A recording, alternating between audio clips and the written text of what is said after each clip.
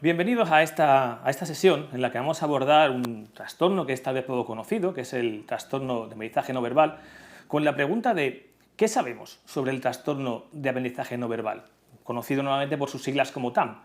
Desde la Universidad Internacional de La Rioja queremos crear este espacio en el que personas cercanas, docentes, familiares y profesionales nos puedan dar un poquito de luz sobre ese desconocimiento que hay sobre qué significa el TAM y qué implicaciones tiene el TAM en la vida de niños, familiares o en el entorno educativo también, ¿no?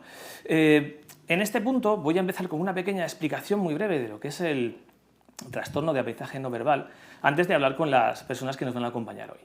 El TAM aparece como una etiqueta en torno a los años 70, un diagnóstico realizado por unos autores que se encuentran con un perfil de funcionamiento que no acaba de encajar con los perfiles conocidos, ¿no? Los clásicos TDAH, trastornos de coordinación motora y similares. Encuentran un perfil en el cual pues, una serie de niños presentan dificultades para todo lo que son los aprendizajes de índole motórico, todo lo que son las rutinas procedimentales y también los aspectos visoespaciales. Todo este problema de integración visomotora también tiene un alcance importante en algunos aspectos del comportamiento social, las dificultades para entender algunos aspectos de las situaciones sociales, para ser capaz de dar una cierta globalidad a todo lo que están observando, e incluso también tiene una relación importante con el lenguaje a nivel del uso de ese lenguaje y de la pragmática del lenguaje, de cómo lo utilizamos para comunicarnos, existiendo una buena capacidad expresiva en cuanto a la construcción del lenguaje. Este perfil, como ya digo, comentado y señalado en esa década de los 70, ha ido evolucionando en cuanto a criterios diagnósticos e ideas de cómo se puede llegar a encontrar un perfil que no deja de ser heterogéneo. Un perfil en el que nos encontramos, como ya he dicho, todas esas alteraciones perceptivas, pero muchas más cosas que merece la pena tener en cuenta. De hecho, actualmente todavía no contamos con un reconocimiento en ciertas guías diagnósticas que permitan una adecuada detección de este trastorno. Por tanto, sabiendo que existe este perfil y que es diferenciable de otros tipos de alteraciones cognitivas del neurodesarrollo, pues tenemos aquí ahora mismo con nosotros a dos personas que tienen mucho conocimiento sobre esta etiqueta y concretamente pues tenemos aquí a Raquel, a la cual bueno, le quiero preguntar como docente de infantil y primaria, ¿no? Y como también madre de un niño diagnosticado con TAM, un poquito cuándo conoció ella esta etiqueta del TAM y de qué manera llegó a ella. ¿Cuál es tu experiencia al respecto, Raquel? Pues llegué a la etiqueta del TAM muy tarde. Actualmente mi hijo tiene 21 años. Entonces, pues la verdad ha sido un calvario el llegar a esto. Alrededor de los 12 o 13, por primera vez, pues nos diagnosticaron de que podía tener TAM, porque anteriormente tuvimos múltiples diagnósticos. Un orientador que había en mi centro conocía este tipo de dificultades y entonces bueno, pues nos puso tras la pista y a raíz de entonces fue cuando supimos un poco más claramente qué era lo que tenía mi hijo. Todo esto la verdad que una vez que supimos el problema que tenía, pues nos facilitó mucho el que evolucionara en muchos aspectos, porque si pones el foco en las dificultades que tienen, la mejoría es considerable. Entonces es importante pues saber cuanto antes un diagnóstico bueno de este tipo de alteraciones. Claro, sí, el tema diagnóstico puede ser un tema importante a tener en cuenta. Tenemos aquí también a Nerea, que ella es docente del máster de atención temprana y educación especial y también tiene parte clínica, ¿no? Porque ella es pedagoga, psicopedagoga en la unidad de atención temprana de la Clínica de la Universidad de Navarra y la unidad de neuropediatría, perdón, en la Clínica de la Universidad de Navarra. Y quería, bueno, preguntarte un poco eso, ¿no? Ya que estaba comentando Raquel, el tema del diagnóstico, ¿cómo se ejecuta un diagnóstico de TAM? Bien, el diagnóstico de TAM es un diagnóstico clínico que se trata de confirmar si el niño o la niña pues, presenta esa sintomatología, esos signos que has comentado anteriormente, y se configura ese perfil cognitivo-conductual, ¿no? Entonces, realmente es un diagnóstico clínico que bueno, se trata de determinar si cumple esa sintomatología, que como es un trastorno del desarrollo, esa sintomatología tiene que estar presente a lo largo del ciclo vital del niño, ¿no? A lo largo de toda su vida. Y importante tiene que haber una repercusión funcional, es decir, que esa sintomatología le cree un problema, digamos, en su vida, ¿no? En su vida escolar, en su vida familiar. Es decir, si no hay una repercusión funcional, no hablaríamos de un trastorno, ¿no? Hablaríamos, pues bueno, de una manera de ser, ¿no? Por lo tanto, como he dicho, es un trastorno del desarrollo, tiene que haber una repercusión y siempre hay que explicar, o sea, hay que intentar, estos síntomas no tienen que explicarse por una discapacidad intelectual, no se explica por un trastorno sensorial o por una lesión cerebral. Por lo tanto, ¿cómo se hace el diagnóstico?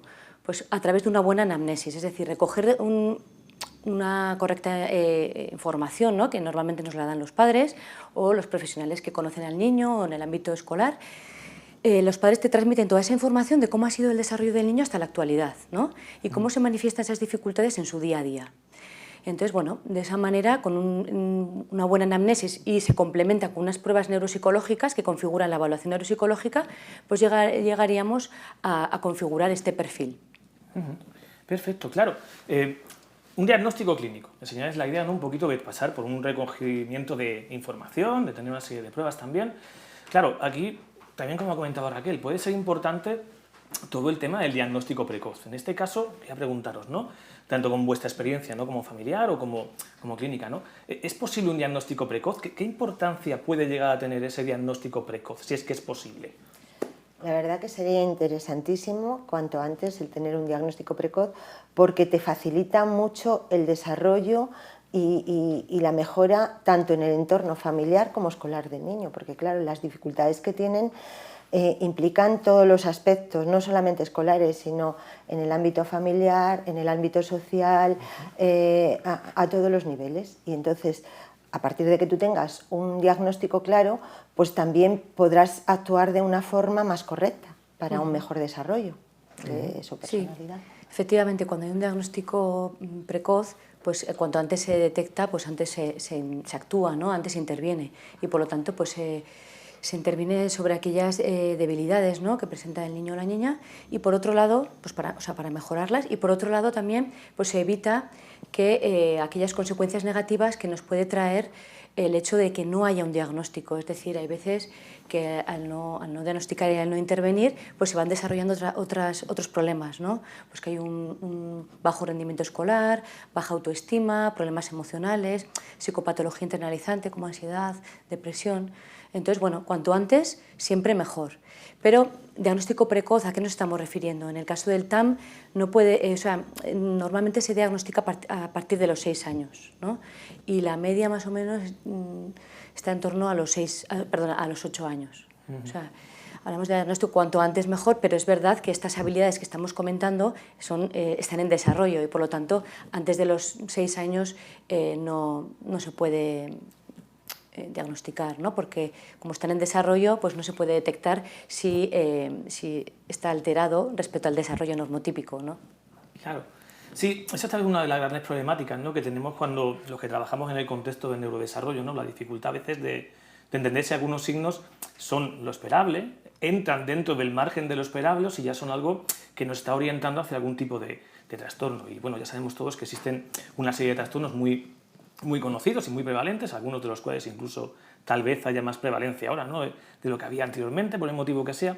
Y la duda que me surge ahora con respecto al TAM, ¿qué probabilidad hay o cómo ocurre esto de que pueda haber a veces confusión terminológica y se acabe diagnosticando un trastorno que no es exactamente lo que tenemos delante? Eso que algunos llamaríamos falsos diagnósticos, ¿eso suele ocurrir y qué implicaciones tiene? No sé si me podéis...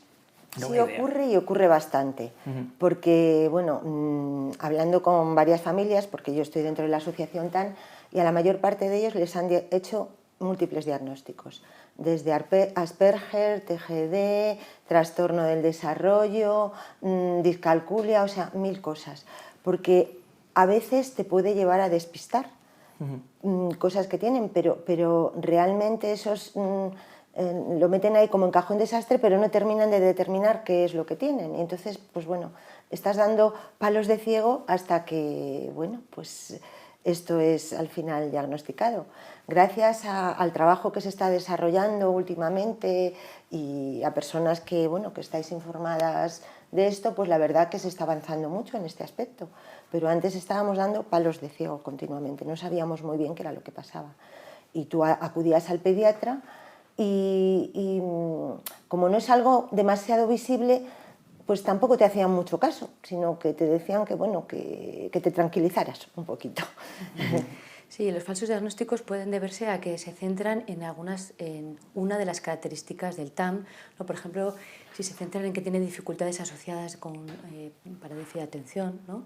Pues se diagnostican de TDAH, o se centran en una de las características que es la torpeza motora, ¿no? El trastorno de la coordinación motora, entonces son diagnosticados de trastorno del desarrollo de la coordinación. Entonces, quizá por focalizar por una de las dificultades, no en la globalidad, se hace ese falso diagnóstico. También es bastante frecuente que se diagnostiquen, como bien ha dicho ella, como trastorno del espectro del autismo o antes trastorno global del desarrollo. Más que nada porque hay alguna característica que tienen de común ambos grupos, ambos diagnósticos, ¿no?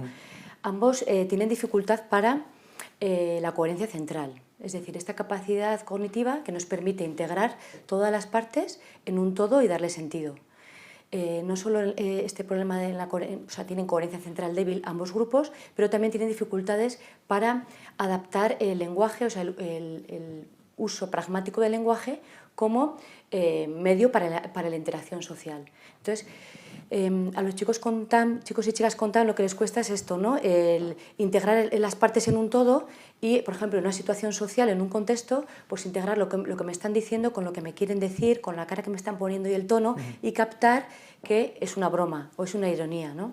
Entonces, bueno, estas dificultades en las sutilezas sociales tienen de común con el TEA, pero claro, son más las características que los diferencian que las comunes, ¿no? En concreto, respecto a la interacción social, los chicos con TAP sí que tienen ese deseo por comunicarse, ese deseo por compartir. No tienen problemas en la intersubjetividad, no tienen problemas para ponerse en la mente del otro, no tienen problemas de teoría de la mente. No hay problemas desde el punto de vista emocional. Pero al centrarse en esa característica que tienen de común, pues hay veces que se hace ese diagnóstico erróneo. Claro, entramos un poco en ese debate, ¿no? Sobre las etiquetas diagnósticas, sobre cómo entendemos perfiles cognitivos, pero vamos a bajar un poco al tema escolar educativo, ¿vale? Vamos a ver un poquito, porque claro, estamos hablando de un trastorno que en teoría tiene relación con el aprendizaje, en su mismo nombre lo indica, ¿no? Y de hecho, según los datos del Ministerio en 2021, creo que el 70% de los niños que recibían algún apoyo educativo lo hacían por dificultades de aprendizaje, concretamente por dislexia, por discalculia o por TDAH, aun sabiendo que el TDAH no es realmente una dificultad como tal, un trastorno de aprendizaje puro, por decirlo de alguna manera. La pregunta que me surge a mí y que os quiero trasladar a vosotras es, ¿el trastorno de aprendizaje no verbal, el TAM, sería simplemente una dificultad de aprendizaje escolar, académico? ¿Tendría algo más? ¿El hecho de conocer estas etiquetas ha hecho que ahora seamos más sensibles a lo escolar, pero no nos olvidemos del resto de aspectos? Os lo vuelvo a la pregunta un poco. Pues la verdad no se ciñe solamente al ámbito escolar, es mucho más amplio. Porque bueno, es verdad que a veces tienen dificultades de aprender a escribir bien o tienen problemas de cálculo, pero luego el mayor problema es que no se desenvuelven solos en el ámbito social, tienen un desorden enorme, son muy caóticos en todo lo que hacen y esto repercute de forma directa en la relación familiar y en la relación social con sus iguales, que no la tienen. Entonces es algo más amplio que el ámbito escolar, simplemente. Sí, antes hemos comentado que es un diagnóstico clínico, pero ¿qué criterios tienen que cumplir para ser diagnosticados, ¿no? Sí o sí tienen que presentar un trastorno del desarrollo de la coordinación, o sea, son niños que tienen esa torpeza motora y tienen dificultades en la integración visoespacial. Y esto hace que tengan dificultades en lo escolar, es decir, es muy frecuente que tengan problemas en el inicio de la lectoescritura o para automatizar los procedimientos, ¿no? de lectores y en las matemáticas. O sea, sí que hay unas dificultades de aprendizaje escolar, pero no solo. Entonces, les cuesta automatizar procedimientos, pero que va más allá de lo escolar, ¿no? que implica las relaciones sociales e implica pues, también en el ámbito familiar, ¿no? Entonces, no podemos decir que es un trastorno solo de aprendizaje, ¿no? Perfecto. Claro, sí, por lo que me vais comentando, ¿no? Parece que tenemos una complejidad muy grande, ¿no? Cuando hablamos del TAM, ¿no? Claro, eso también tiene su importancia en cómo abordamos esto del TAM y cómo abordamos sobre todo la inclusión. ¿En qué punto creéis que está actualmente el aspecto de la inclusión, concretamente del trastorno de aprendizaje no verbal? Sabiendo que ya en general, para todo tema de trastornos y discapacidades suele ser difícil, ¿no? Pero en el caso del TAM, ¿dónde nos encontramos, Raquel? Pues la verdad yo creo que ahora se está empezando a conocer un poco, pero hasta ahora era totalmente desconocido. Y entonces, pues la verdad te encontrabas con muchísimos problemas, porque son niños y ya adultos con muchas dificultades emocionales, porque son conscientes de que no se relacionan igual que los demás, muchas veces se retraen y se quedan en su burbuja por no tener problemas con el exterior si no saben afrontarlo bien. Y entonces, luego además, también estos problemas se revierten luego en la edad adulta, no solamente en la escolar, porque sí que son capaces de aprender, aprenden muchas cosas, pero luego su integración laboral es muy difícil. Es muy difícil porque a veces no se entiende qué es, cómo hay que tratarlos o qué hay que hacer con ellos. Y luego aparte hay otro problema, que dependiendo del centro al que acudas, del centro base donde acudas o a los médicos que acudas, pues te dan un diagnóstico, te dan otro, le dan mayor importancia o menor importancia. Y eso pues dificulta mucho la integración según el índice de importancia que te hayan dado al problema. Sí, yo creo que ha habido avances porque en el momento que se conoce, pues se puede actuar, ¿no? Lo que estamos comentando. Pero sí que es verdad que quizá hay información, pero falta pasar a la acción, ¿no? Entonces queda mucho por hacer en este tema. Pues lo que se recomienda en el momento del diagnóstico es que, por ejemplo, en el ámbito escolar se realicen adaptaciones, adaptaciones metodológicas, ¿no? No tanto del contenido, no tanto adaptaciones significativas, sino la manera de enseñar, ¿no? En la manera de enseñar y en la manera de evaluar. Se han dado pasos en cuanto a este tema, pero queda mucho por hacer porque luego la realidad es que es muy complicado llevarlo a la práctica, ¿no? Por falta de recursos o por falta de formación. Claro, eso me lleva, ya hemos hablado un poco, ¿no? de la inclusión, de la necesidad de inclusión, ¿bien? Pero cuando podemos otra vez a bajar un poco a volver al nivel educativo, ¿no? Donde al final se encuentran ellos. ¿Qué apoyos son los que contáis o se cuenta ahora mismo en ese nivel para estas dificultades en lo académico? ¿Qué apoyos se cuentan a nivel escolar? ¿O podéis comentar que existen? Pues la verdad muy pocos. Y además, bueno, ahora ya os digo que se va conociendo un poquito más, pero antes tú tenías que llegar al colegio y al profesor pues un poco le decías la información como familia que habías recopilado, se la ponías y decías, mi hijo necesita que se trabaje esto, esto, esto y esto con él. Pero realmente la información la estabas dando tú, desde el colegio se sabía muy poco. Ahora se empieza a conocer algo más y bueno, y hacer algo más dentro de este campo. Pero es muy reciente los avances que ha habido y son muy necesarios porque la verdad, si trabajamos esto de una forma precoz, ellos aprenden, evolucionan y avanzan y entonces podrían entregarse al mundo de una forma mucho mejor y mucho más enriquecedora para ellos y para todos. Efectivamente, al final la finalidad del diagnóstico es esa, ¿no? El que haya una intervención y que haya una mejora, ¿no? En la calidad de vida de estos niños y niñas. Entonces, bueno, cuando hacemos el diagnóstico de TAM siempre recomendamos que haya una intervención en tres grandes esferas, ¿no? Pues en el ámbito escolar, como digo, con las adaptaciones pertinentes, ¿no? Hacerles esas estrategias facilitadoras, ¿no? Para aprender de otra manera y para poder evaluarles también de otra manera. Son estrategias que compensan, ¿no? sus déficits, ¿no? Y no les vamos a penalizar en otras materias por unas dificultades concretas, ¿no?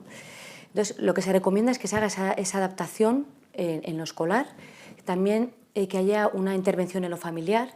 Sí que se ha demostrado que cuando hay un conocimiento por parte de la familia y comprende, ¿no? Exactamente por qué su hijo actúa de esta manera o sus dificultades se deben a... O sea, cuando llega a comprender el trastorno también se implican más y al implicarse pues, se está viendo pues, que hay también pues, mejores resultados, ¿no? Y bueno, pues dentro del ámbito familiar, por ejemplo, pues trabajar la motricidad, pero la motricidad, por ejemplo, o trabajar el tema social, pero dentro de una funcionalidad, es decir, hacer una intervención ecológica. No le vamos a llevar al niño al fisio para que realice la motricidad, sino que vamos a intentar estimular lo motor, pero dentro de las actividades de la vida diaria, ¿no? Pues nos vamos a pasear por el monte, a recoger castañas, vamos a caminar por la playa en terreno irregular y estamos trabajando la motricidad, ¿no? O estamos haciendo unos collares para el cumpleaños de no sé, o sea, que tiene un uso, no solo es insertar bolitas, sino que tiene esa funcionalidad, ¿no? Entonces se recomienda eso, de trabajar en casa la motricidad y, por ejemplo, también el ámbito social, pues que los padres fomenten que sus hijos tengan situaciones sociales y donde, bueno, pues no demuestren sus dificultades, es decir, no le vamos a apuntar a una tarea deportiva donde es competitiva o es un trabajo en equipo, que si tiene dificultades motrices pues va a repercutir quizá al grupo, entonces eso pues no es positivo porque al final pues puede sentirse rechazado, ¿no? Pero sí que vamos a utilizar pues, otro tipo de deportes, apuntarle a judo o natación, ¿no? Donde tiene que realizar esa tarea deportiva junto con otros niños, ¿no? O actividades en las que veamos que va a destacar. Puede ser pues, en actividades musicales o en el coro del colegio o en los Boy Scouts, ¿no? Pero fomentar la socialización, ¿no? Otro aspecto que antes no hemos comentado respecto a aspectos, características negativas que pueden ir desarrollándose si no se actúa, sí que hemos visto que es una población muy vulnerable al bullying, ¿no? Y es un aspecto que hay que tenerlo en cuenta, por su manera de ser, por la ingenuidad, por estas características que hemos comentado, ¿no? Se comportan como niños que tienen dificultades en el aprendizaje escolar, tienen dificultades en lo motor, por lo tanto no son elegidos, ¿no? Para ciertas actividades, sobre todo cuando son pequeños no son elegidos para hacer esas actividades motoras en el patio, por ejemplo, ¿no? Entonces, esa ingenuidad, esa dificultad para las sutilezas sociales hace que sea un grupo vulnerable a recibir pues, ese acoso y hay que tenerlo muy en cuenta pues, para prevenirlo, lógicamente, y evitarlo. Al hilo un poco de lo que ahora nos has comentado, Nerea, la idea de que a lo mejor hay un momento en el cual hay que hacer algunas adaptaciones o apoyos diferentes según la edad, yo es algo que creo que seguramente muchos docentes se estarán preguntando, ¿no? A entender este trastorno y lo que estamos ahora explicando, ¿no? Pues no va a ser lo mismo seguramente este trastorno cuando tengamos 8 años o cuando tengamos 14, ¿no? Como nos comentaba Raquel, que fue más o menos cuando recibió el diagnóstico, ¿no?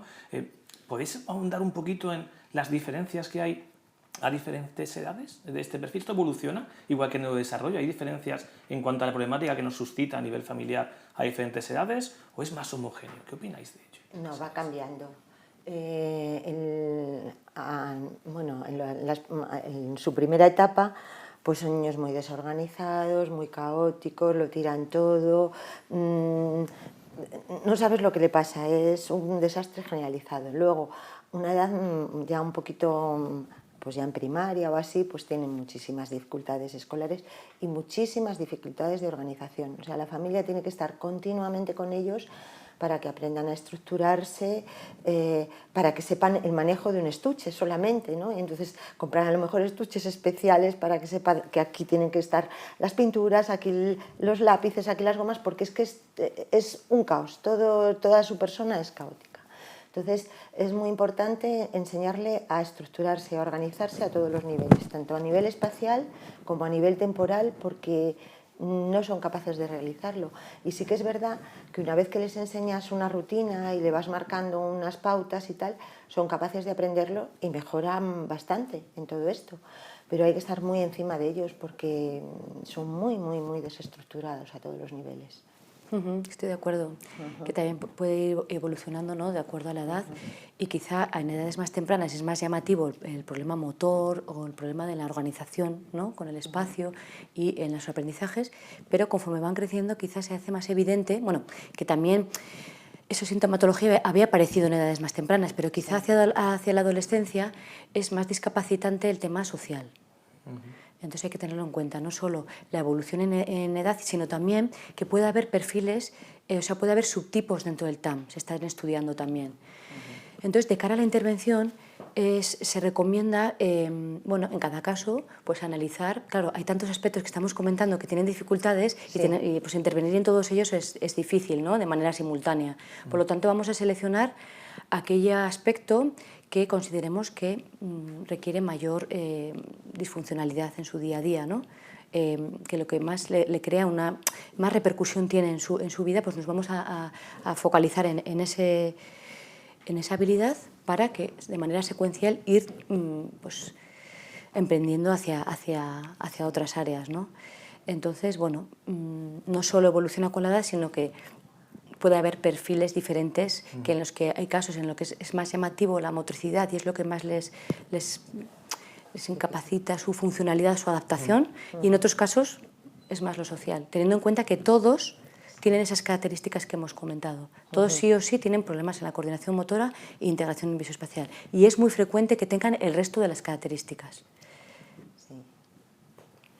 A tenor que decir una cosita de lo que dices, el aspecto social se pone muy de manifiesto pues, en la época de la adolescencia, porque mientras que son pequeños, pues la familia, los padres, los hermanos, intentas protegerlos, los llevas de la mano, van a cumpleaños, pero todo eso es un poco forzado y llevado adelante por la familia. Pero a medida que la familia pasa a un segundo plano y él ya pasa a ser bueno, pues alguien ya con su propia personalidad y que va funcionando, pues esto se hace más difícil y le ocasiona muchas veces un malestar interior, porque ellos realmente quieren relacionarse pero no saben cómo hacerlo bien.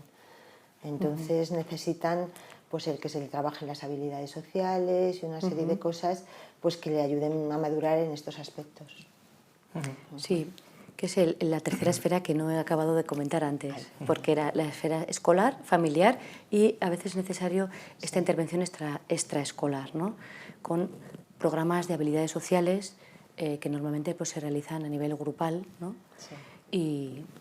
Y bueno, que muchas veces es necesario también realizarlo. Claro, estamos viendo, llevamos ya un tiempo de coloquio, ¿no?, y viendo que hay mucha información, hay mucho que comentar sobre el TAM, ¿no?, y la existencia, los perfiles que hay, cómo evoluciona, las problemáticas. Ahora, claro, esto que estamos comentando, seguramente a mucha gente que esté viendo este coloquio estará chocando, será nuevo para ellos, ¿no? Y mi duda es preguntaros a vosotras, pues como personas muy relacionadas con este mundo del TAM, ¿qué se puede hacer a corto plazo para conseguir un mayor conocimiento o una mayor sensibilización sobre la existencia del TAM y lo que hay que hacer al respecto cuando es detectado? Pues yo creo que es necesario que haya una mayor difusión, una mayor conciencia social. Actualmente, bueno, ya llevamos unos años, hemos creado una asociación TAM en España con la finalidad de dar difusión y una mayor visibilidad a esto, y de hecho vamos a hacer un próximo congreso el 24 de febrero del 2024 para profesionales, con el fin de que bueno, pues esto se visualice más, se vean los problemas y podamos sacar un mayor provecho adelante y que, bueno, que estas personas, que niños y niñas y adultos que tienen estas dificultades pues tengan una calidad de vida mejor y que bueno, su dificultad pues no sea tanta, gracias a que la sociedad también les lleva un poquito de la mano. Sí, yo creo que se puede hacer todavía mucho, hay mucho camino que recorrer. Bueno, yo creo que desde el punto de vista de la investigación conviene hacer estudios sistemáticos, estudios experimentales, que ya los hay, pero continuar haciéndolos, sobre todo para que llegue un momento en el que se pueda incluir dentro de las clasificaciones internacionales de diagnóstico, ¿no? Pues aquí el DSM-5 o el CIE-11. Entonces, bueno, sí que yo creo que hay que seguir investigando, ¿no?, y avanzando en este terreno. Por otro lado, el tema formativo, muy importante. Formar a profesionales, bueno, profesionales que ya estén trabajando, ¿no?, y sigan formándose, ¿no?, pues a través de cursos de posgrado o charlas, debates, esto mismo que estamos haciendo hoy aquí, o formando pues, a futuros profesionales, ¿no?, de grado o en máster, ¿no?, pues como los que realiza la UNIR, ¿no?, que ya se están formando en estos temas y pues van a ser nuestros futuros maestros, nuestros futuros pedagogos, nuestros futuros... Entonces es clave la investigación y la formación. Con esto pues se avanzará en lo asistencial, es decir, pues se conseguirá pues hacer pues todo lo que estamos comentando a lo largo de esta conversación, ¿no? Se conseguirá hacer ese diagnóstico cuanto más preciso y cuanto antes mejor para pues, que la intervención también sea lo antes posible. Entonces yo creo que sería de esa manera. Genial. Realmente, claro, es una cosa que ya habéis comentado un poquito las dos, ¿no? La idea de que nos encontramos con mucha gente que no conoce el trastorno, mucha gente que, como digo, incluso en esta misma sesión lo estará conociendo ahora. Y mi pregunta ahora sería un poco orientada pues, a esas personas, ¿no? Que están diciendo, bueno, me acabáis de descubrir un mundo nuevo, ¿no? Una idea nueva, incluso algo que suelo ver yo muchas veces, ¿no? En clase cuando comento esto a mis alumnos de posgrado, ¿no?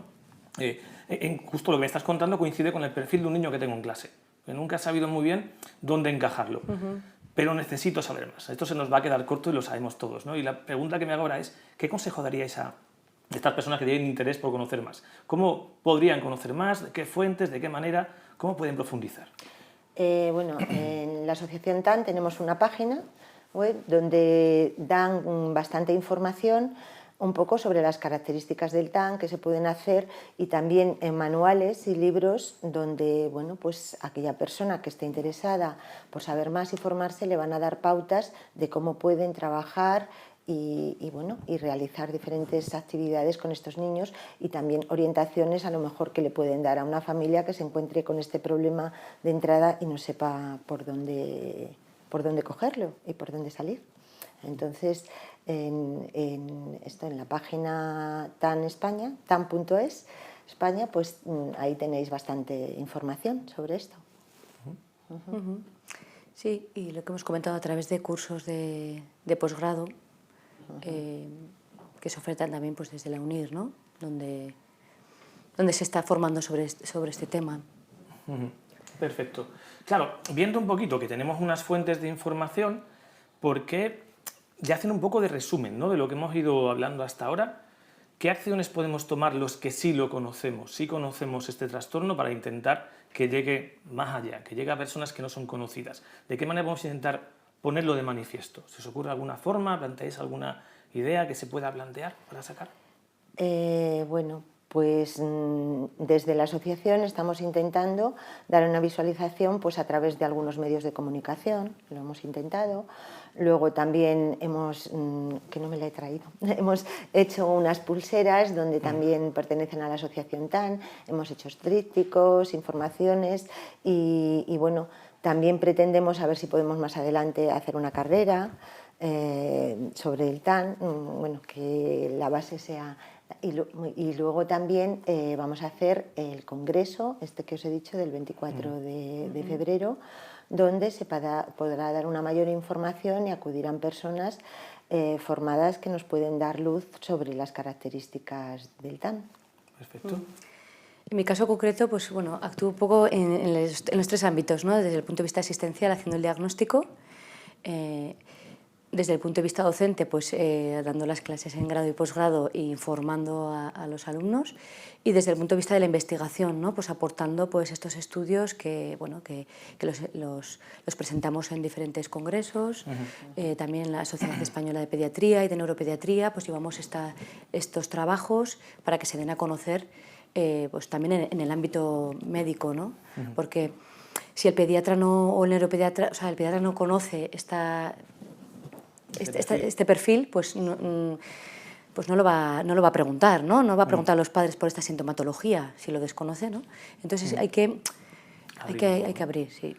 Claro, pues la verdad que daría tiempo para hablar muchísimas más cosas, estoy seguro que tenemos muchísimo que comentaros al respecto, pero nos vamos quedando sin tiempo. Entonces, bueno, creo que este espacio nos ha podido ser útil para poner de manifiesto pues, una problemática, la existencia de un perfil a veces no reconocido, y también creo que pone de manifiesto un poco la importancia de eso que llamamos ahora mismo actualmente como neurodidáctica, ¿no? Ese momento en el cual todo el tema de la enseñanza se puede ver enriquecido por lo que vamos conociendo de la neurociencia y sobre todo de la neuropsicología, ¿no? Que al final es la profesión a la que yo me dedico, ¿no?